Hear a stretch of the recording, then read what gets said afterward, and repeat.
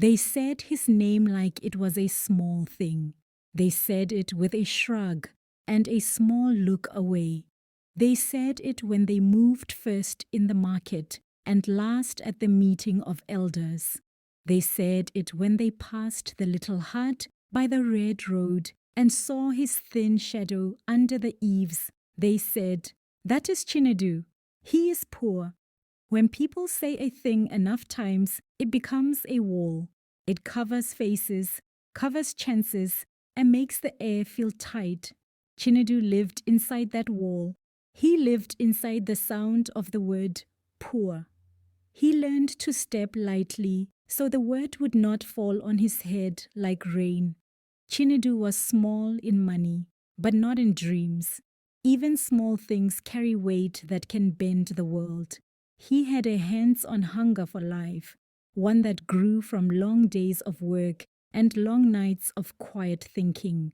He woke before the sun and walked the dusty path to the fields. He fixed broken fences, carried heavy water jars, and mended hose that other men threw away. He did not ask for praise. He did not shout for attention. He did his work the way a river keeps flowing. No clatter, no show, just movement. The village where Chinedu lived sat between two small hills and a weaving of roads that led to towns with loud radios and bigger markets. The houses in the village were clay and thatch, their colors faded by sun. There was a market under a patchwork of tarpaulins. On market days, the air tasted like pepper and oil and the voices of many sellers. There was a school with cracked paint, and there were wide, rough fields where children ran after goats. The village was simple and stubborn, and for most of its people, safe. But Chinedu felt the edges of the village like a thing he could not cross. When his hands were empty, people's smiles thinned. When his clothes were old, doors closed a little faster. He saw the way eyes slid away, how conversations found other shoulders to rest on. People said they were busy, that they could not give him work that paid, that everyone had their own burden.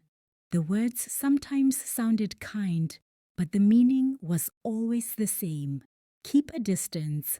Chinedu carried a small hunger that was not only for food. He carried a hunger to belong. He carried a hunger to be trusted with even one small thing, to be asked his opinion, to be given one chance to show what he could do. He wished to make something that would not break in the rain. He wished to be useful in a way that stayed. One afternoon, under a heavy sky that made the red earth smell sweet, Chinedu found himself at the edge of the main road. There, almost hidden by tall grasses, stood an old mango tree. It was not the grandest tree in the village. It had a crooked trunk, a handful of leaves, and branches that reached like the arms of someone tired but steady. A single mango lay among the roots. It had fallen in the night, and the smell of ripe fruit rested on the ground like a soft secret. He picked the mango up carefully and turned it in his hands. The skin had small brown freckles. The fruit was not perfect. He sat on a stone and bit into it. The sweetness spilled into his mouth, and for a moment he forgot the world that called him poor. He closed his eyes, and the sun felt warm and exact, like someone had put a hand gently on his shoulder. Chinedu spoke to the tree then, because loneliness sometimes gives people a quiet courage to speak to the smallest things. "Old tree," he said, "you gave me this sweet thing. I have nothing to return. I am small in coin, but I will not stay small forever. I promise I will come back one day and do good for this place. I will make work for people. I will not be forgotten." There was a wind that moved the leaves, and it sounded like a soft yes. A child ran past and laughed. "He talks to a tree," she said to her friend. The laugh was quick, not cruel, but it cut a small line across Chinedu's chest. He held his promise close like a seed. From that day the promise warmed him. It did not thunder like a proclamation. It hummed and grew. He kept working.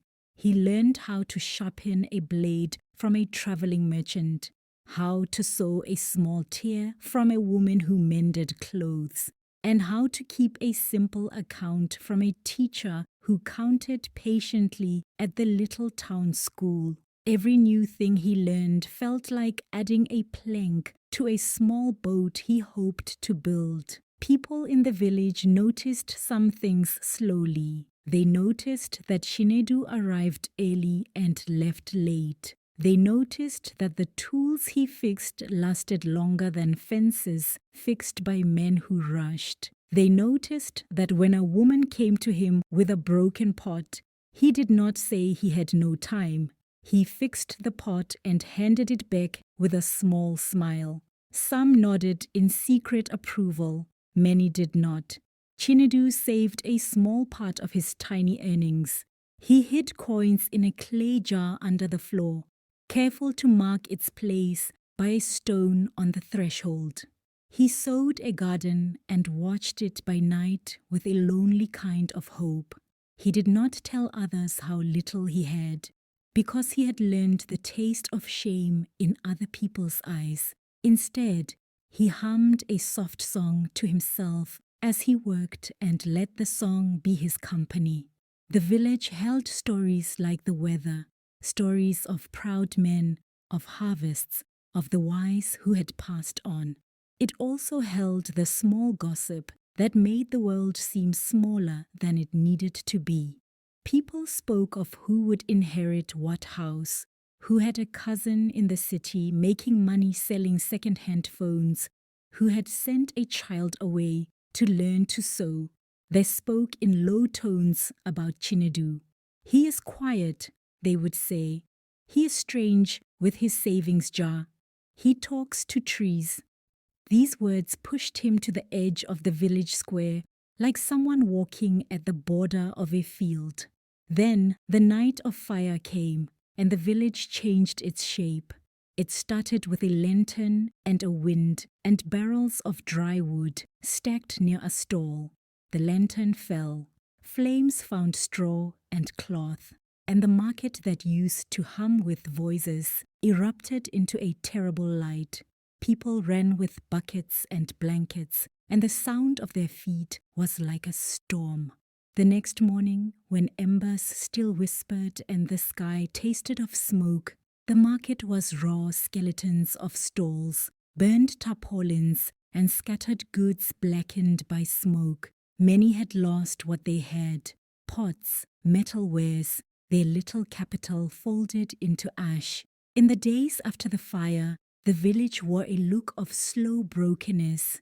Men sat on their heels and looked at the ruined frames where their shops had been.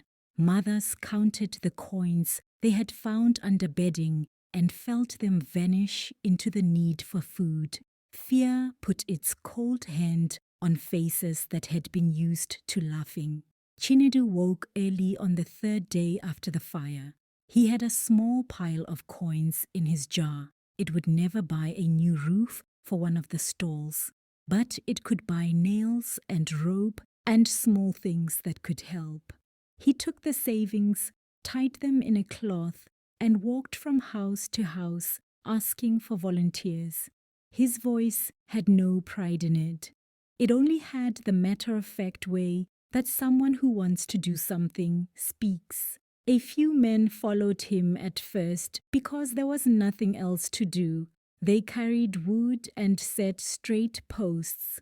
Chinedu taught them how to secure corners and how to set the floor so it would not sink with rain. He worked with them until their shoulders ached and their hands were marked with splinters and sweat. He gave the little wages he could, and when asked, he said he wanted no reward for himself. "We will fix this town because it is ours," he told them. "Not because we must, but because it holds our children and our mothers.